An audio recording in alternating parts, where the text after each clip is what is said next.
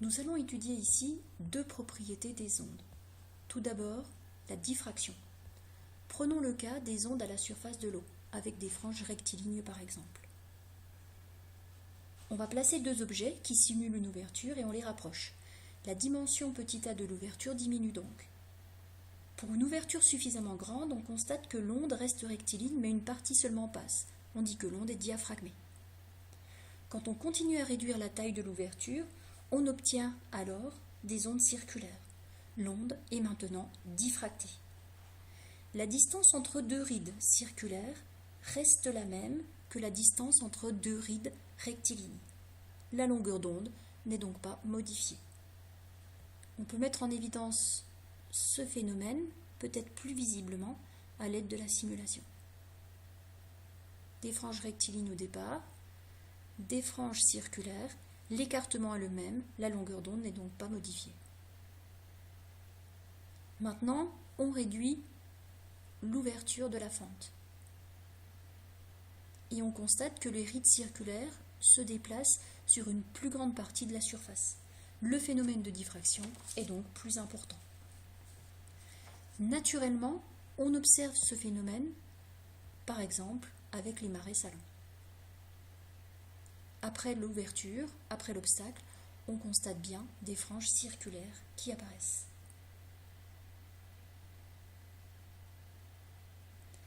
Mais ce phénomène de diffraction peut s'observer aussi bien avec des ondes mécaniques qu'avec des ondes électromagnétiques comme la lumière.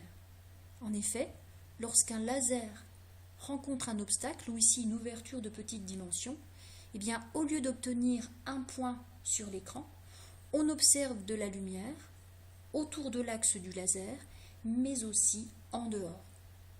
On observe une tache, plus précisément appelée tache de diffraction.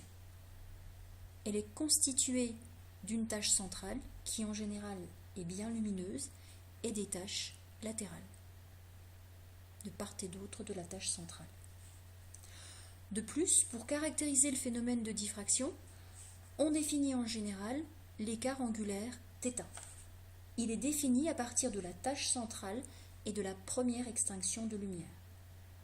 Le phénomène de diffraction sera donc d'autant plus marqué que l'angle θ est important.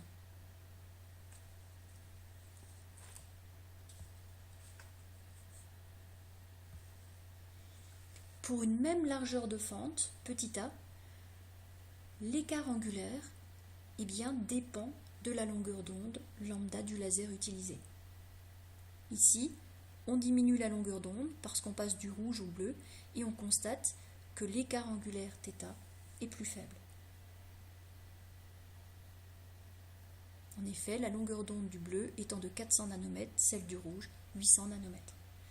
De plus, si on diminue la largeur de la fente, cette fois-ci avec une même longueur d'onde, on constate que l'écart angulaire θ augmente. L'importance du phénomène de diffraction est donc liée non seulement à la longueur d'onde utilisée, mais aussi à la largeur petit a de l'ouverture.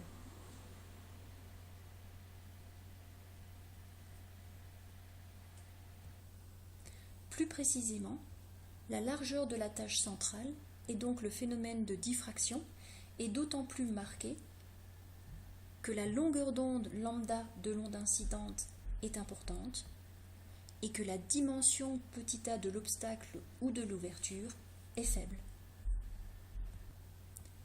L'écart angulaire, θ, est donc défini par la relation θ égale lambda sur a. Lambda et a s'expriment dans la même unité. L'écart angulaire θ n'a donc pas de dimension. On considère alors qu'il s'exprime en radians.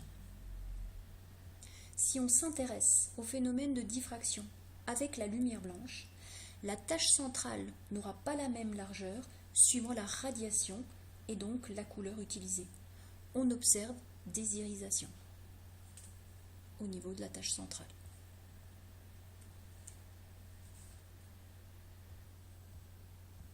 À noter que dans le cas des ondes mécaniques, le phénomène de diffraction intervient lorsque lambda sur a est supérieur à 1.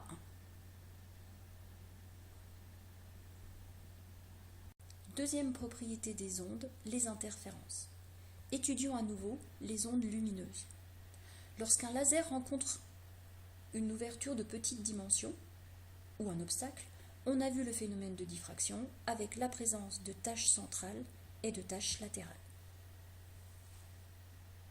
En plaçant maintenant deux fentes rapprochées et de même largeur petit a,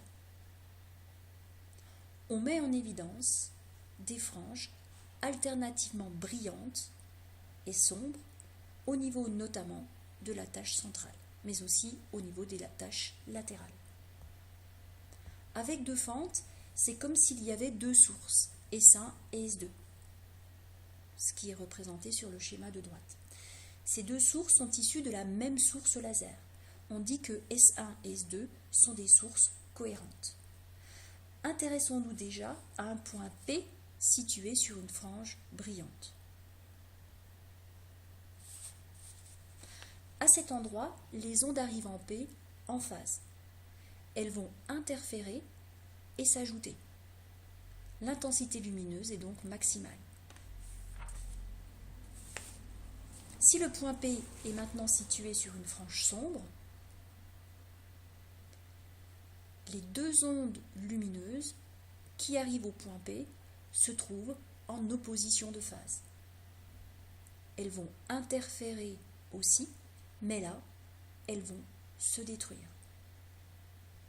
L'intensité lumineuse sera alors nulle. Ainsi, quand les deux ondes sont en phase, la frange correspondante est brillante, on parle d'interférence constructive.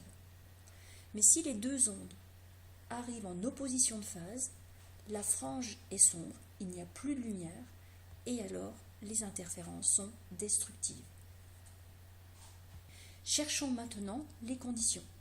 Pour cela, définissons la différence de marche, delta, correspondant à la différence de parcours entre l'onde issue de S2, qui arrive au point M, et l'onde issue de S1. Cette différence de marche correspond tout simplement à la différence S2M moins S1M. On peut montrer que lorsque la différence de marche delta est égale à k fois lambda, k étant entier, eh bien on obtient des interférences constructives. Maintenant, si la différence de marche est égale à k plus 1,5 fois lambda, eh bien à ce moment-là, ce seront des interférences destructives. Une remarque avec le cas de la lumière blanche. Comme chaque radiation de longueur d'onde lambda donne sa propre figure d'interférence, la superposition de ces figures conduit à l'observation de zones colorées. On parle alors de couleurs interférentielles. Bien entendu, on observe aussi ce phénomène d'interférence avec des ondes à la surface de l'eau.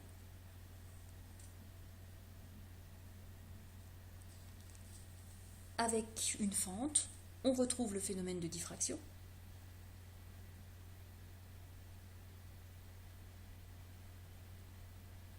Donc des franges circulaires. Puis avec deux fentes, on va observer une figure d'interférence. Des franges brillantes, c'est-à-dire des vagues plus marquées lorsque les deux ondes s'ajoutent, et des franges sombres, c'est-à-dire pas de vagues lorsque les deux ondes se détruisent, c'est-à-dire lorsque les interférences sont destructives. Pour conclure, le phénomène de diffraction et le phénomène d'interférence sont des propriétés que toute onde subit, aussi bien des ondes électromagnétiques que des ondes mécaniques.